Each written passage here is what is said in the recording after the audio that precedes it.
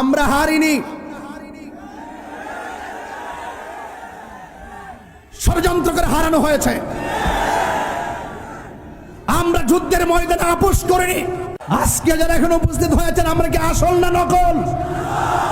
আমরা আসল। আমাদের ব্যক্তিত্বের স্বকীয়তা আছে, আমাদের অস্তিত্বের দাম আছে, আমাদের আদর্শের মূল্যায়ন আছে। আমরা যখন কথা বলি, কাউকে ভয় পেয়ে কথা বলি না। কথা বলেন ঠিক ঠিক না বলেন? সুন্নিদের কঠিন মুহূর্তে হাতে হাত রাখতে হবে, কাঁধে কাঁধ রাখতে হবে, মুখে মুখ রাখতে হবে, ঐক্যবদ্ধভাবে এগিয়ে যেতে হবে।